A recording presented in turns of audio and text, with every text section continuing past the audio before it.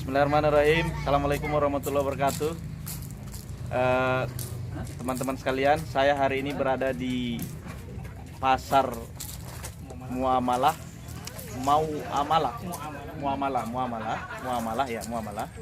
berada di pasar Muamalah, Amirat Sumatera Timur. Pasar Muamalah ini sebagaimana kita ketahui bersama bahwa ini memang masih kecil, tetapi di sini menggunakan dirham ya, menggunakan alat tukar dirham. Di sini barangkali menggunakan uang yang namanya uang dirham, tidak ada uang lain kecuali uangnya dirham. Bukan berarti ada maksud lain, tetapi di sini adalah dalam rangka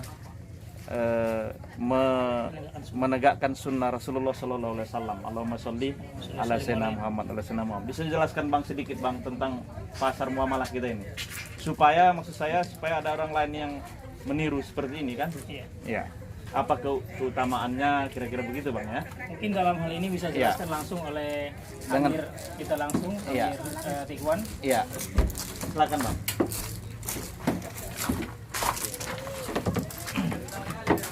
Oke, saya sekarang bersama Bang Amir, apa namanya Bang? Tikwan, Amir Tikwan. Silakan Bang. Iya.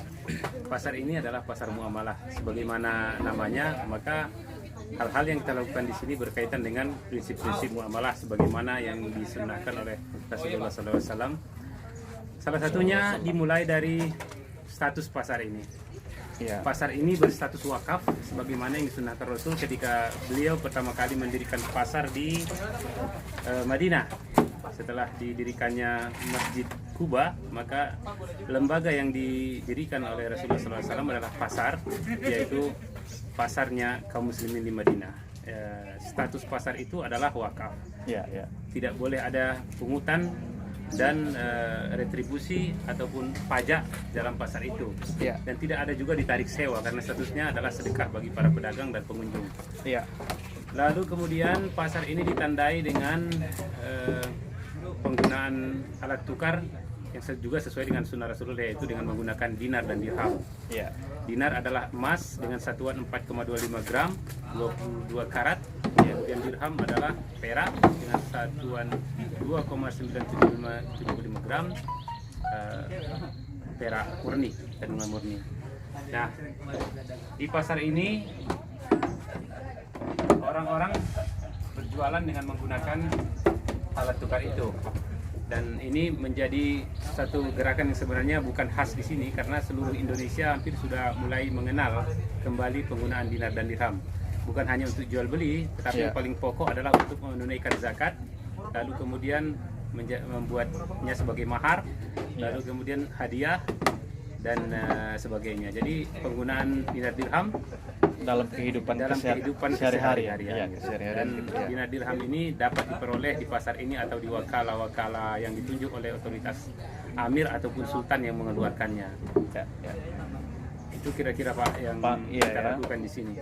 Ya, kira-kira Bang, yang Abang lihat, yang Bapak lihat dari perkembangan pasar muamalah ini adalah, saya kira dari kapan ini dimulai pasar muamalah ini? Ya, pasar muamalah ini sudah kita mulai sekitar 8 bulan yang lalu. 8 bulan ya. Dan sekarang ini sudah bulan ke-8, kita melihat dari segi jumlah para pedagangnya bertambah ya. Nah, dari segi pelaksanaannya, muamalah ini bukan hanya di pasar muamalah ini saja, tapi juga sudah menjadi kebiasaan bertukar ataupun berjual beli di komunitas-komunitas yang lain. Meskipun pesan utama bahwa dinar dirham sebagai uang ini masih harus lebih kita sosialisasikan, karena banyak juga kelompok yang sudah mengenal dinar dirham tapi motifnya mengalami kesalahpahaman gitu. Misalnya dinar dirham itu dianggap sebagai investasi ataupun dianggap sebagai komoditas yang diperjualbelikan. Sementara apa yang kita maksudkan adalah dinar dirham itu adalah alat tukar, yaitu uang itu sendiri gitu. Saya berputar dari tangan ke tangan. Saya pernah memang ada sekelompok orang yang mengatakan bahwa dinar dirham itu dalam bentuk investasi. Jadi kadang-kadang mereka bilang, apakah seperti dinar dirham misalkan gitu. Misalkan ada kan dalam bentuk emas lain, yang lain. Lalu dia bilang seperti investasi dinar dirham, padahal tidak seperti itu maksudnya emang ya. Ya sangat jauh Ya, berbeda. sangat jauh berbeda ya. Bahkan investasi dinar dirham itu sebagai investasi itu adalah pengelabuan. Pengelabuan, Jadi ya. itu hanya bentuk kapitalisme baru yang menjadikan emas dan perak sebagai komoditas. Iya. Sementara emas dan perak yang kita maksudkan di sini adalah sebagai alat ukur untuk komoditas yang lain. Disinilah fungsinya sebagai uang yang justru sebenarnya bukan hal baru juga, karena secara tradisional ataupun pada sekitar 1 abad yang lalu ini semua masih menjadi kebiasaan di masyarakat seluruh dunia. Dinar dirham ataupun emas dan perak itu sebagai uang. Hanya mengembalikan fungsi kembali lah. Hanya mengembalikan fungsi. Artinya begini, pasar muamalah ini adalah mengembalikan atau memperkenalkan kembali bahwa ada satu tradisi di masa Rasulullah, tradisi jualan ya bang ya. Bahkan sebelum masa Rasulullah. Bahkan sebelum masa Rasulullah, Iya. ada satu tradisi jualan yang pernah ada dan itu diyakini gitu bang ya, diyakini adalah satu pasar atau satu model muamalah yang saling menguntungkan. Iya, iya. Tidak ada saling merugikan, tidak ada saling makan-memakan, tidak ada monopoli dan yang lainnya, begitu bang ya.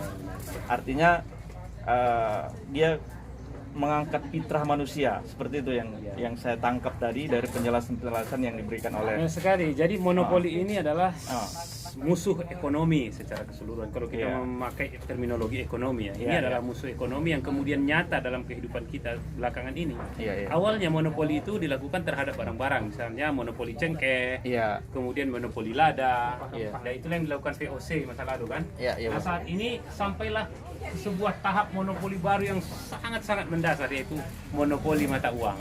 Siap. Jadi uang sebagai alat tukar sudah dimonopoli oleh lembaga tertentu dan mereka menerbitkan satu nota namanya mata uang ataupun nota bank yang kemudian kita kenal atau dipaksakan untuk kita anggap sebagai uang, yaitu uang kertas atau fiat money.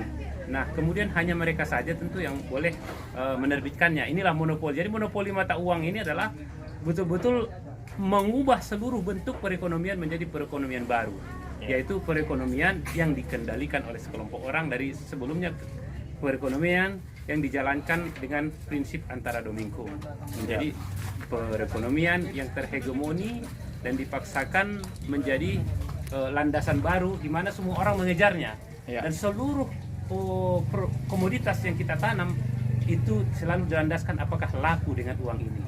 Kalau tidak laku orang tidak bikin. Makanya kenapa orang mengejar perkebunan monokultur yang demikian luas, karena dijanjikan akan dibeli dengan benda yang baru ini. Benda yang asing ini bagi kita sebenarnya, tapi sekarang dibuat tidak asing.